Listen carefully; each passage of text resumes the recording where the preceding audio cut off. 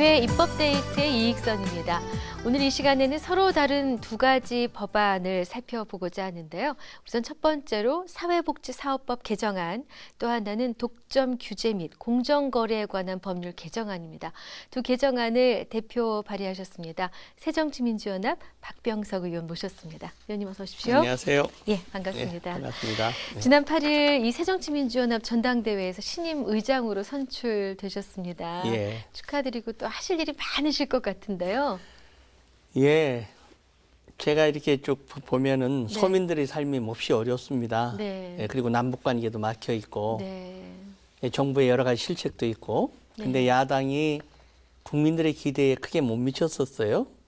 그리고 우리 전당대 하는 과정에서 여러 가지 좀 뜨거웠기 때문에 네. 부작용도 있었고 예. 예, 걱정을 많이 했는데 다행히 후유증도 없고 네. 또 전당대회 이후에 네. 예, 당의 지지도도 많이 올라가는 것이 네. 이제 국민들께서 한 번 좀 기대를 걸어보자 하는 것 같습니다. 네. 예, 또 제가 마침 전당대회 의장을 했었는데 네. 아무 말썽 없이 네. 아주 순탄하게 끝난 것에 대해서 정말 다행스럽게 있으셨습니다. 생각합니다. 네. 예. 이제 전당대회를 통해서 새롭게 선출된 지도부가 해야 할 일이 참 많지 않습니까? 예. 이 많은 일들을 해야 할 지도부에 거는 기대 한 말씀. 예, 무엇보다도 국민의 삶 속으로 들어가야죠.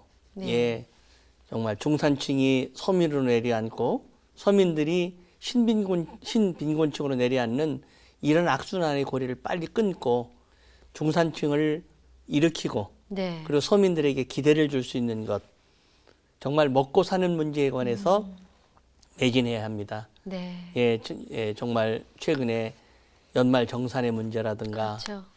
전세값의 고공행진이라든가 그렇죠. 또 담배세 인상 등 서민의 직결된 세금의 문제라든가 네. 이러한 시민의 삶에 관한 문제를 풀어내는 것이 우리 야당이 부여받은 임무라고 생각하고요. 물론 남북관계 개선 참 중요한 것입니다. 네네. 예.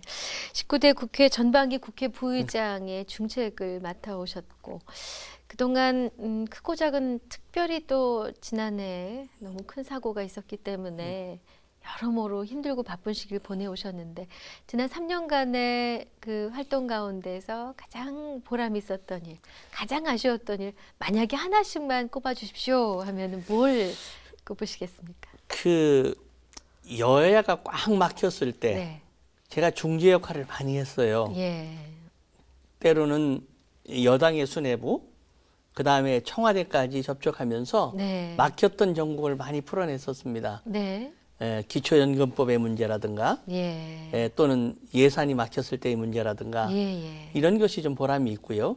특히 국회 부의장 시절에는 우리 외교부에 손이 잘 닿지 않았던 아하. 아프리카, 남미 이런 어려운 지역에 다니면서 외교의 네. 수준을 높이는 역할을 한 것이 참 보람이 있었고요. 네네.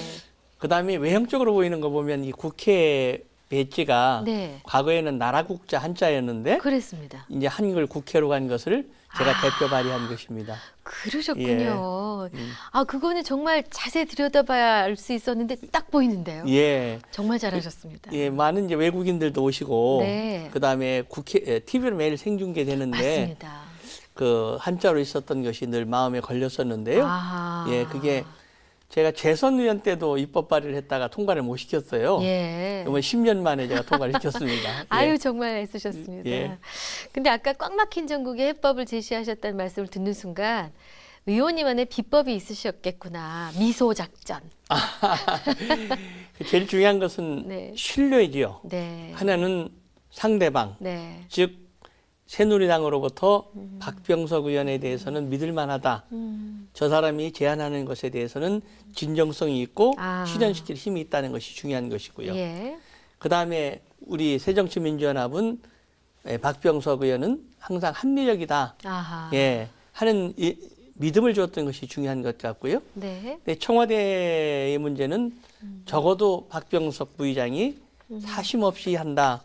하는 그런 인상은 준 것 같습니다. 그러셨군요. 뭐 공개할 수 없는 여러 가지들을 네. 중재를 했고 예.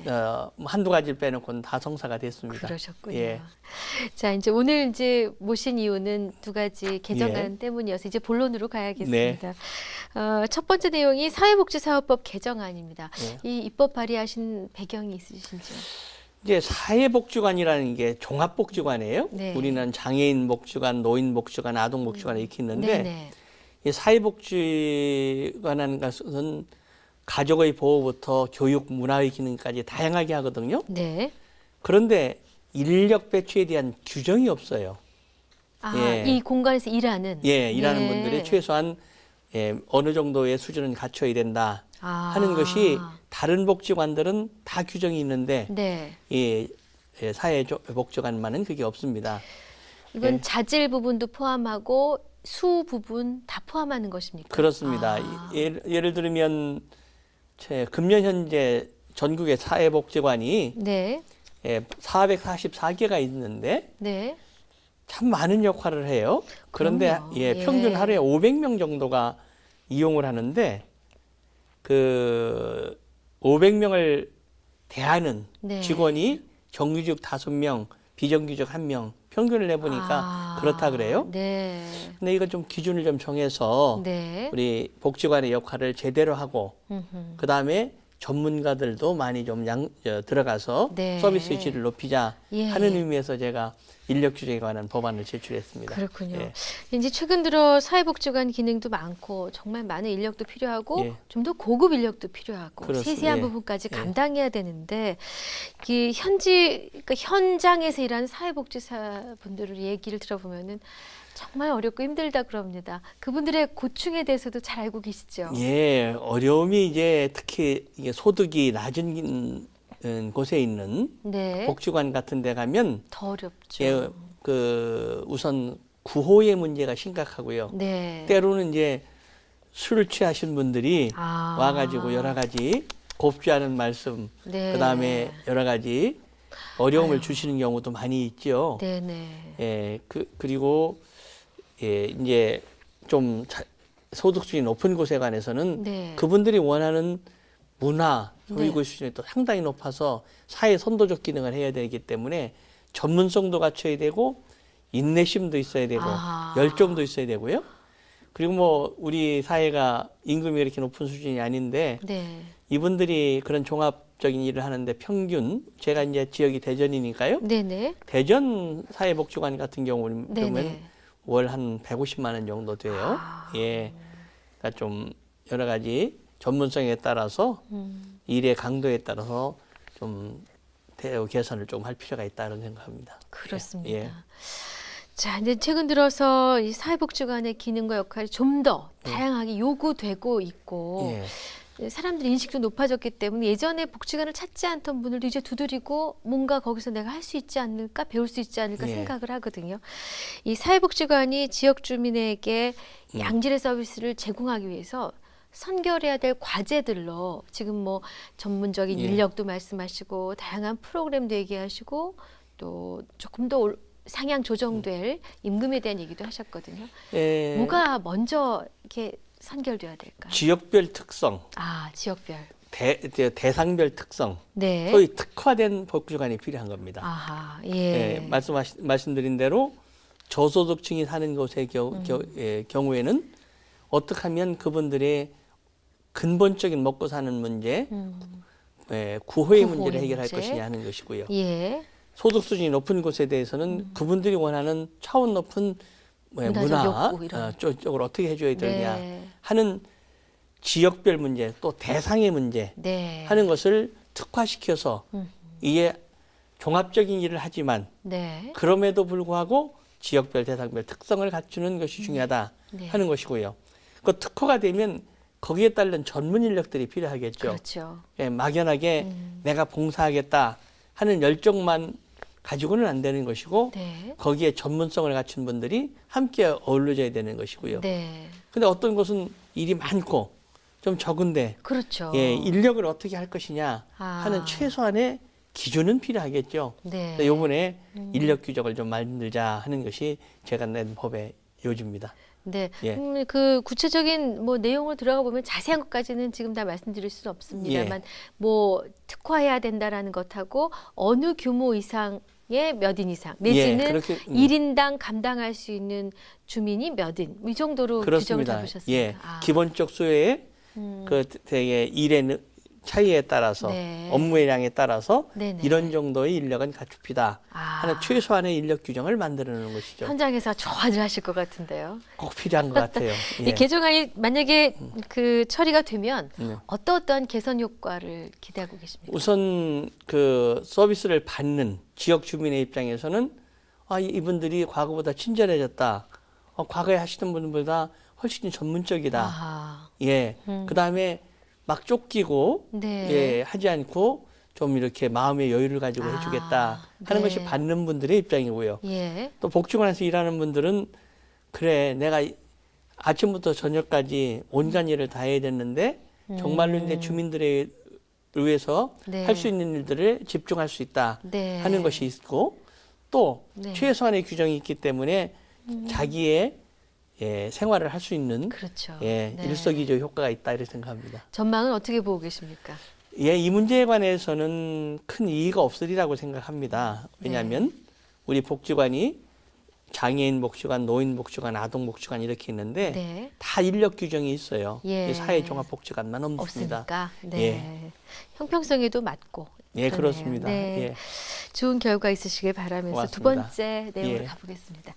독점 규제 및 공정거래에 관한 법률 개정안입니다. 입법 취지에 대해서 말씀해 주십시오. 예, 이제 우리나라는 행정소송은 그 행정기관을 관할하는 고등법원에서 하게 돼 있어요. 네. 근데 공정거래위원회가 과거에는 서울에 있었기 때문에 네. 공정거래위원회의 결정에 관하여 승복하지 않는 분들은 네. 소송을 그 서울 고등법원에 하게 되었습니다. 네. 근데 잘 알다시피 공정거래위원회가 이제 세종시로 내려갔거든요. 네네. 그럼 세종시를 관할하는 고등법원은 대전고등법원이 되는 것이죠. 아, 네네. 예, 따라서 그 행정기관이 세종시에 있는데 네. 서울 고등법원 왔다 갔다 하는 것은 옳지 않고 법의 정신에도 맞지 않으니까 네. 공정거래가 소재한 네. 세종시를 관할하는 대전고등법원에서 앞으로 공정거래에 관한 재판 업무를 맡기게 하자 네. 하는 것입니다. 이게 핵심 내용이군요. 예, 그렇습니다. 근데 여기에 대해서는 조금 반론도 있을 것 같다는 생각이 예, 얼핏 드는데요. 반론이 있습니다. 네, 뭐라고들 하십니까? 예, 이제 그 서울에 아무래도 공정거래 일이 많으니까 예. 그래도 실질적 수요가 많은 서울 고등법원에서 해야 되는 게 아니냐. 그래서 일부에서는 전속관할 즉 네. 대전고등법원으로만 하지 말고 네. 대전과 서울고등법원을 양쪽 다 함께 하자. 할 수 있도록 하자 하는 예. 논의도 있습니다. 예, 근데 예. 법의 정신에 맞춰 보면 또 지방분권이라는 국가의 균형 발전 지방분권이라는 관점에서 보면 네. 역시 대전고등법원에서 하는 것이 저는 법의 정신이나 네. 지방분권에도 맞다 이렇게 생각을 하는 것이죠. 그렇군요. 예.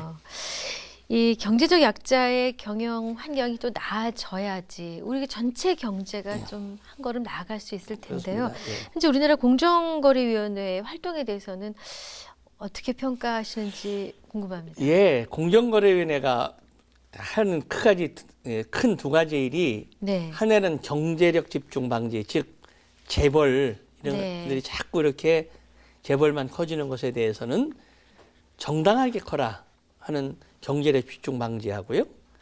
예, 또 하나는 경쟁 촉진입니다. 네네. 경쟁하지 않고 독과점을 한다든가 담합을 한다든가 하지 말아라. 아. 예, 이런 것인데 최근에 공정거래위원회가 소위 소득 양극화, 네. 빈익빈 부익빈에 따른 양극화의 문제를 해결하는 경제민주화에 좀 소홀한 감이 있어요.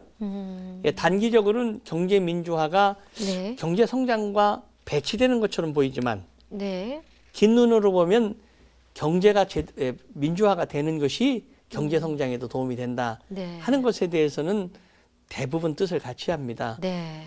따라서 이 대기업이라든가 이런 분들이 우월적주의를 남용해서 네. 우리 하도급 업체나 납품업체들을 억누르는 것 네. 이런 것들은 근본적으로 고쳐야 되고요. 네. 또 하나는 담합의 문제입니다. 네, 맞습니다. 예, 담합을 하게 되면 이 일시적으로는 기업들이 이익이 될 것처럼 보이지만 네. 장기적으로 보면 당신들이 손해입니다 하는 것을 공정거래가 확실하게 보여줘야 되거든요. 아하. 근데 자꾸 그렇게 담합에 따른 네.